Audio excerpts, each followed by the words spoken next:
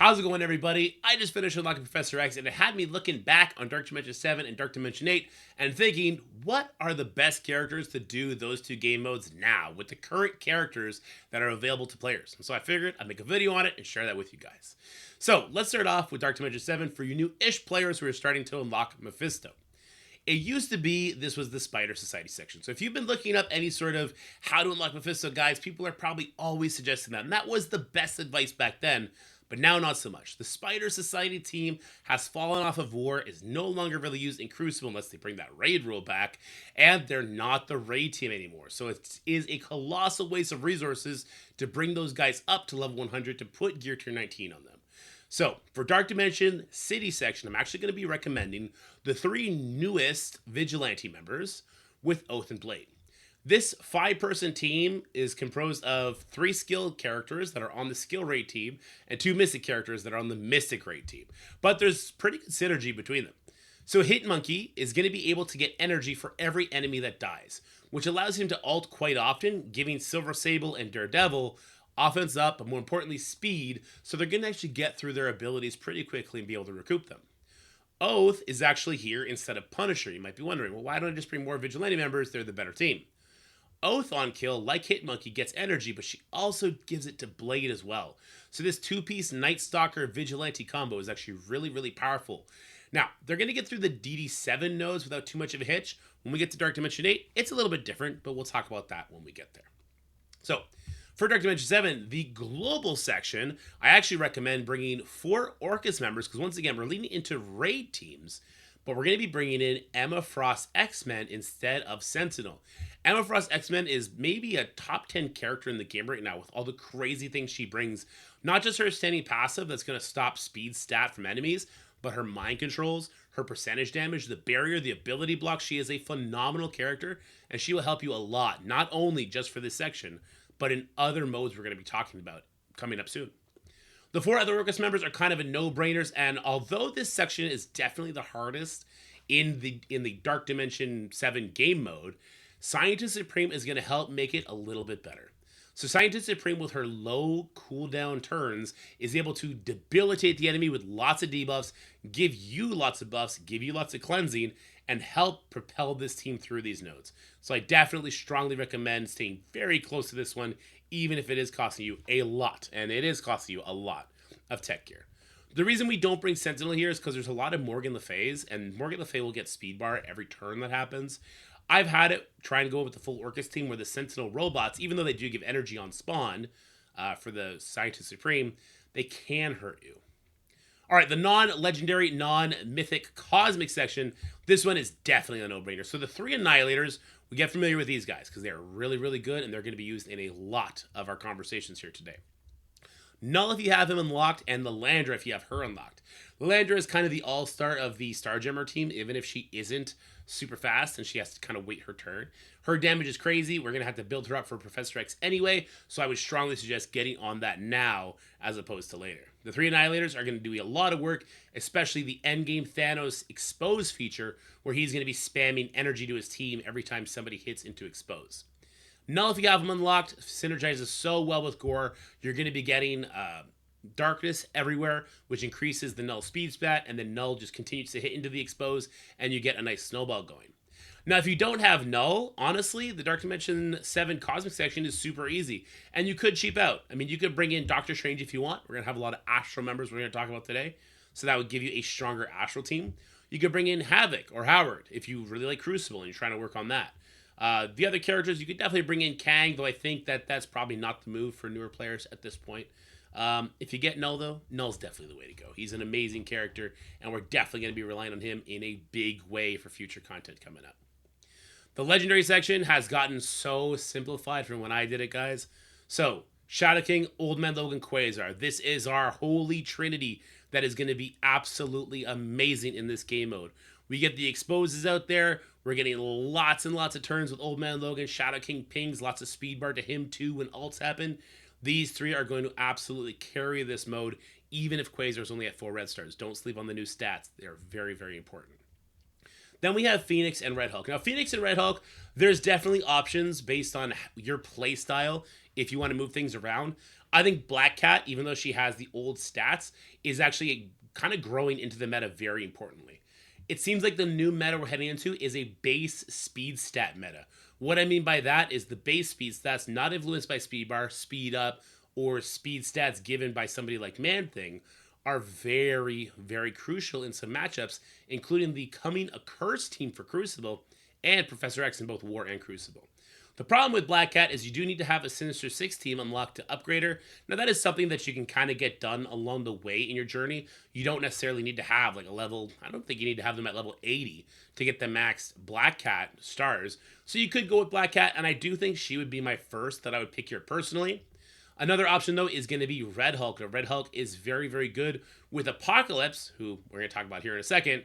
And that is when I play on a free-to-play account, because sometimes I help people when they go on vacations, Red Hulk and Apocalypse becomes a crucial war team for me. Like, just those two characters alone can perform some magical things in war that'll help you get 1 out of your 10 victories as soon as possible.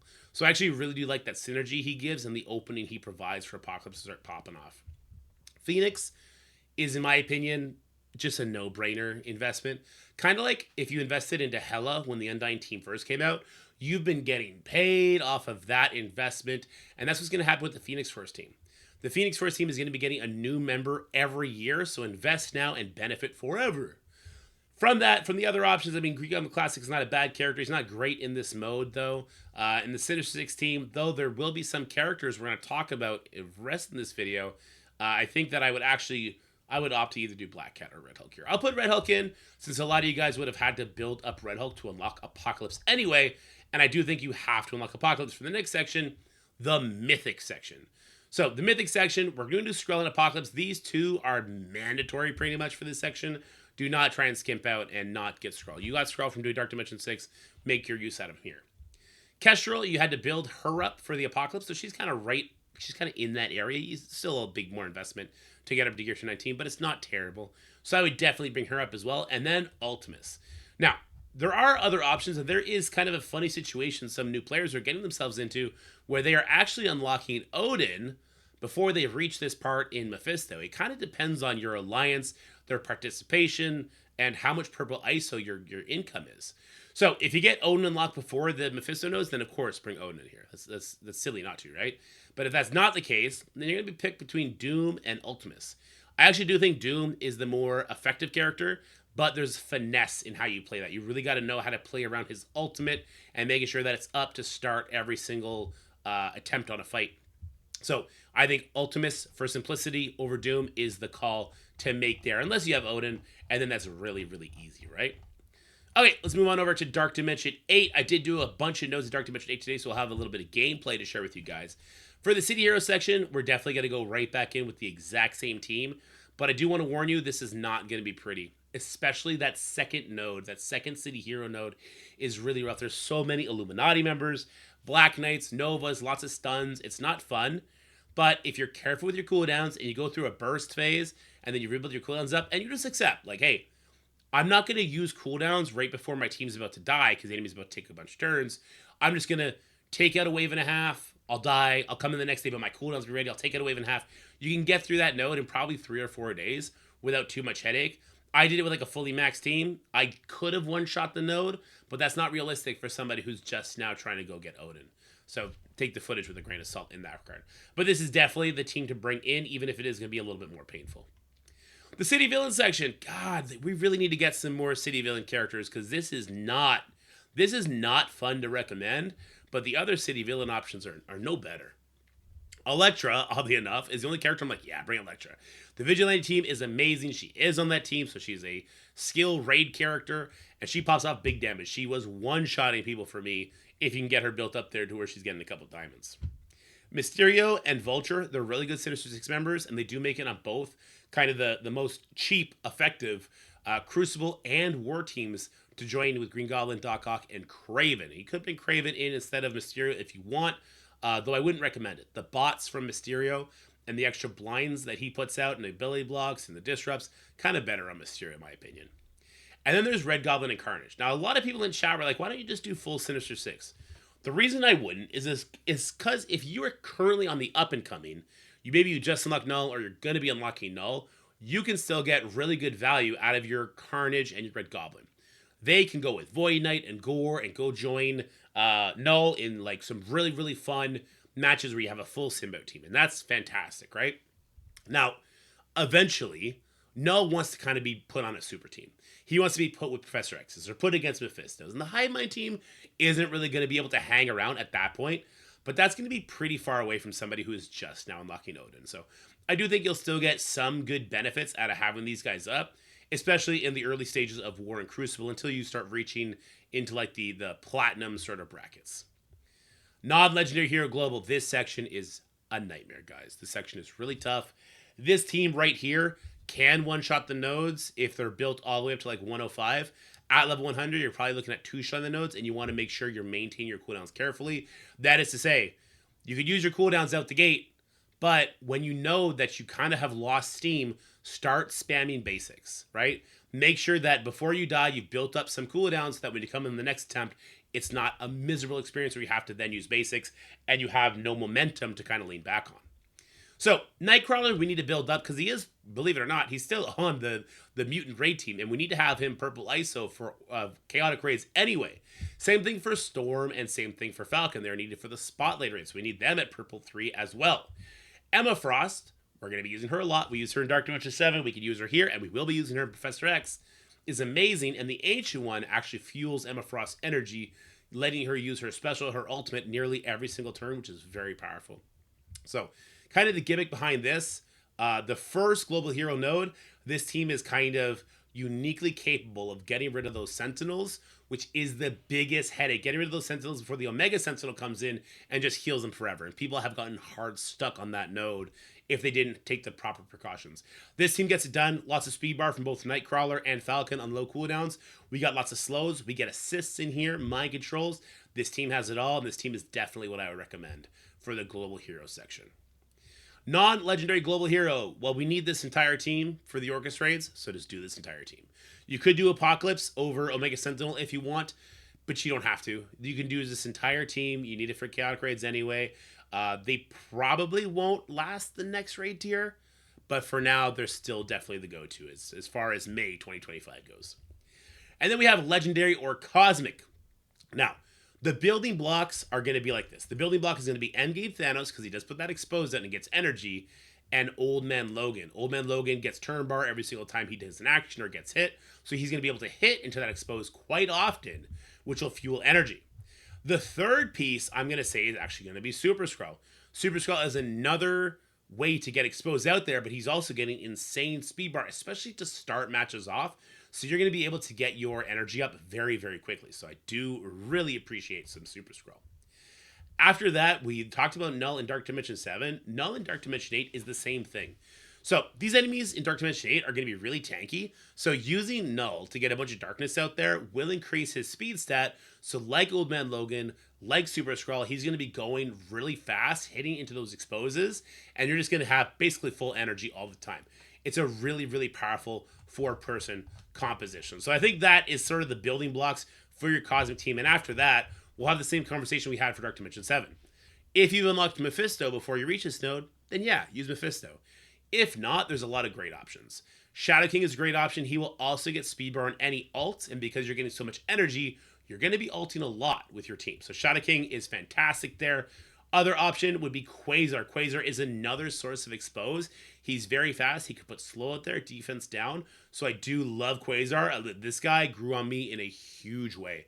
And after seeing what he does when he's at 7 red stars, this guy's a monster. So I do not begrudge anybody who would want to bring Quasar. But yeah, if you have Mephisto unlocked from Dark Dimension 7, then grab your Mephisto, go to town, and this team is going to rip through the nodes very, very quickly. Probably about 3 attempts total, 3 days total to get through everything. And that'll lead us to the final saga, the most recent mythical character, the Professor X. And wouldn't you know it, we're using the exact same city team. This is a good mix between skill and mystical gear, and there's lots of good synergy here.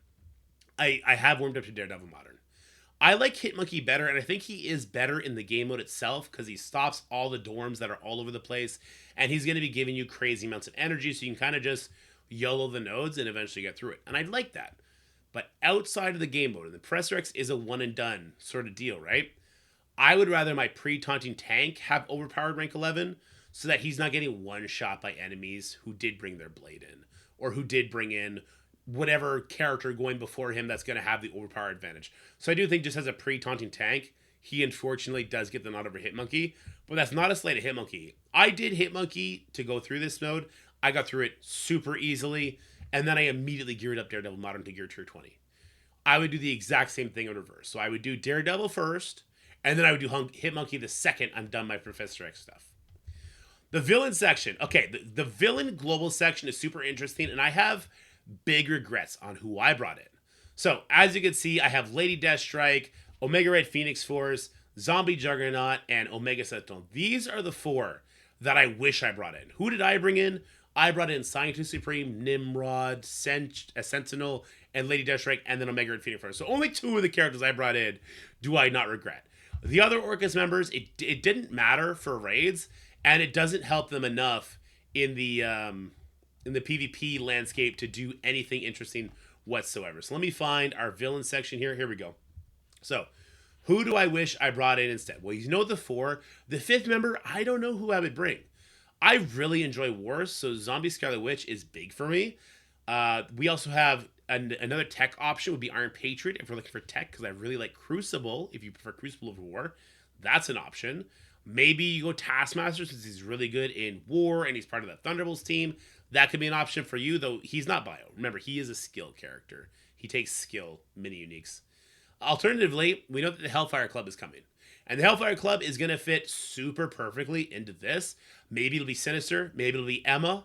Maybe it'll be Mystique, Sabretooth, or even Madeline Pryor. Look how cheap these guys are. Maybe they will become Professor X options if they're part of the Hellfire Club. Right? That would be amazing. Other characters we know that are coming are the Hood from the Accursed team. So if you like Crucible, maybe wait for the Accursed Hood to come. That'd be a good option. The problem is, if you're waiting to do this section at that point, the Professor X Red Star event likely is over, and that could hurt you, right? So if you are going to be able to get through this section before that event is over, then I would do whatever you need to do to accomplish that. Otherwise, maybe waiting to see what's going to come around the corner as far as global villains go is not a terrible idea, in my opinion. But what would I have done in retrospect? I would have brought Zombie Scarlet Witch. I really do enjoy War, and having the Undying team this beefy would have been nice. And I ended up kind of taking more bio characters in later sections than I probably needed to. So there's that. All right, we'll jump over Villain Cosmic to Hero Global, because this is actually the next section. Now, the unfortunate truth is I don't think these 2 are replaceable. Falcon Joaquin, especially on the Old Man Logan node, that 3rd node in there, he stops the speed bar the panda pools would otherwise get on spawn. If he's not there, those pandas are both going to take turns, put insane buffs up, call in Old Man Logan to assist, and then he's going to rip you apart.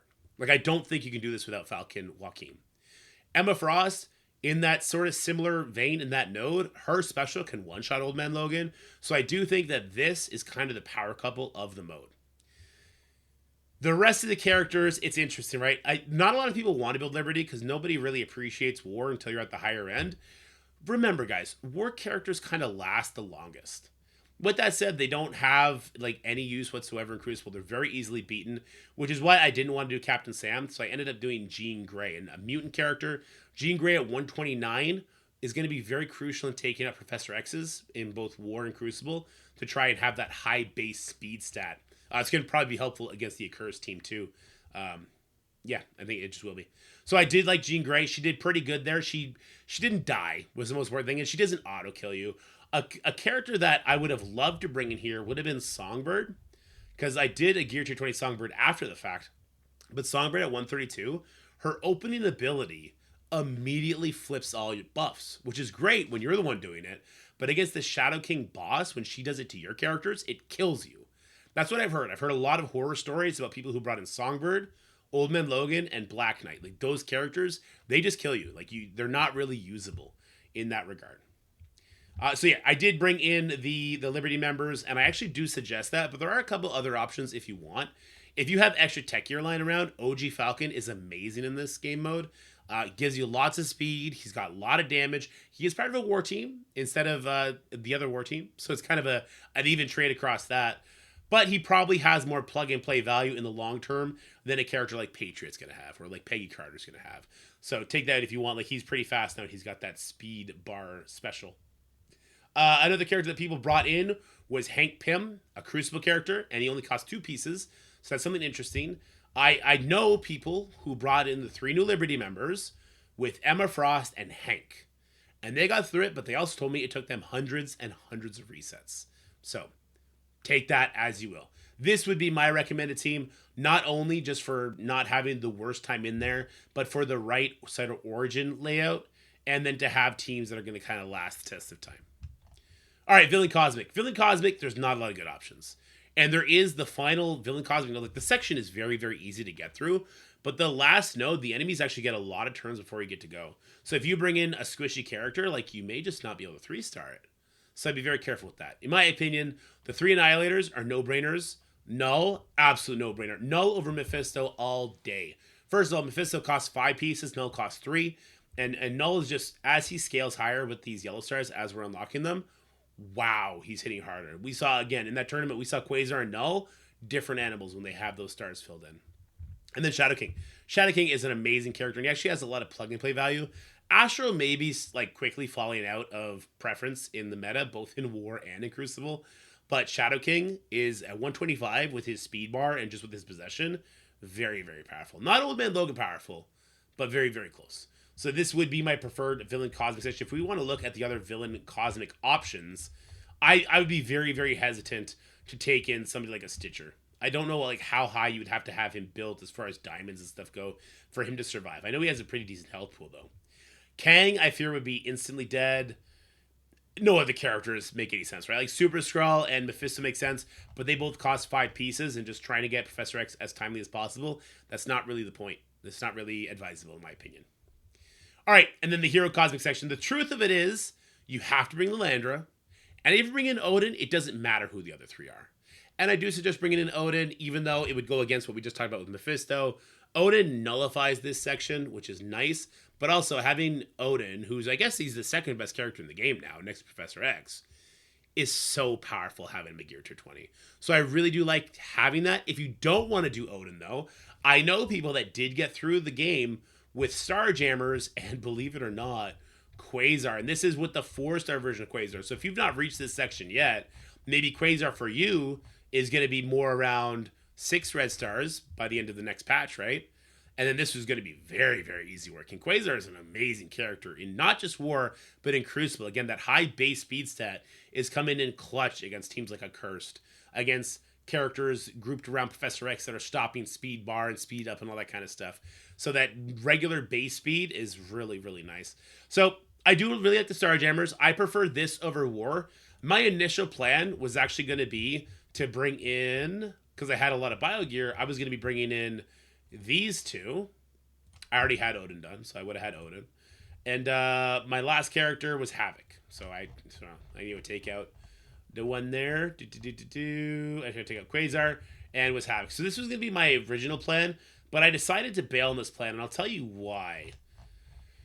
I love both PvP game modes, right? I really enjoy War with the Boys, and I really, really, really enjoy Crucible. I'm not going to turn this into a sermon about Overpowered, but Overpowered mixed with not having Professor X at the time killed Crucible for me. I did not want to play the game mode.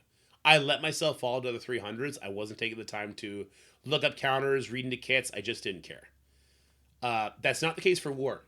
So even if I'm facing into overpowered enemies in War, I have me and my alliance, and we get through it together, and we figure it out together. In Crucible, you're on your own. You're a man on an island. You got to figure that out. So I decided that I would rather bring in the Starjammers because that's going to help me in the 1v1 game mode. And then with my friends later, I'll figure out the War game mode.